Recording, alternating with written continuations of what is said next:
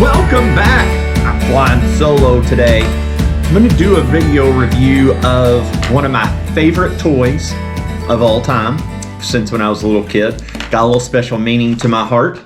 But this one is Masters of the Universe Ram Man Origins. Ram Man, I think, is one of the most popular toys of all time. I think every kid had at least two. Every adult collector, any adult collector in the world right now probably has like 6 Ram Mans. They were very easy to find. They were very easy to get. And when I was a kid, having a Ram Man was an absolute necessity. Oh, here we go. See, look, couldn't just pop him out. Gotta have a stupid thing. Let me see if I can cut this real quick. Hey, yeah, the only one. All right, good. We only got one. All right. Oh, interesting. There's the button. Okay. Get the axe out here. Get all the. Maybe. All right, got all the accessories out. We do. Put that aside. We've got a comic book. It's been a while since we've done one of these. I am assuming, since this is for Ram Man, this is a new comic book to the series. Got some figures on the back of it. I haven't read those, I just keep them. Do have an instruction manual. Let's see here. Removable parts. Okay. All right. Oh, yeah. All right, so let me tell you a little story about Ram Man here. First off, Ram Man, the vintage toy, which I do not have any anymore, had articulations of his arms moving like this, and he's boingy boingy, and he had a little button in the back of his heel to where he could spring and he would shoot spring-loadedly, which was pretty cool back in the day.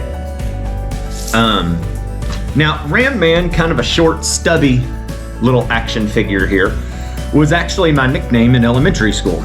I had some not so nice people who would call me Ram Man. The reason why I was called Ram Man is because a couple of my friends and I, when we were in elementary school, we would do 2 things in elementary school.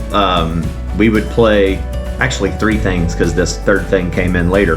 But when I was in elementary school, so kindergarten through 5th grade, earlier on, we would play He-Man and the Masters of the Universe. We'd get sticks, and we would sword fight with sticks and everything else. Well, because I was a short little fat kid, everybody called me Ram Man, and I had to be Ram Man. So I would have to bounce around on the playground, because I was a little short, stubby dude, and use my head to bonk into things. At the time, I didn't think it was that big of a kind of a knock, but it definitely was, and at the time, didn't realize it, but people are kind of calling me short and fat, as is Ram Man here. The other thing we played was WWE. We would have real wrestling matches. We would wrestle each other. And then the third thing when it came along, we would be Teenage Mutant Ninja Turtles. Pretty much took the place of the He-Man. So for the accessories, here is the first accessory that has the mouth guard, which for me, I do not care one lick about this accessory, because that is not what it looked like in the cartoon or ever in the original toy. This battle axe looks real cool. Problem is, I'm not sure is it? Yeah, oh, it does fit. Okay. Does fit in his hand. I thought, because of the hole in the bottom of it there, I thought it was going to be a pike on, but it's not. All right, so he holds an axe, which I get it. That's kind of a cool little thing. Does have a closed fist for his left hand, and it does come with a open C fist for the left hand if you want to switch it out. But here is the accessory that came with the vintage toy, and this is the one that I'm going to display this with.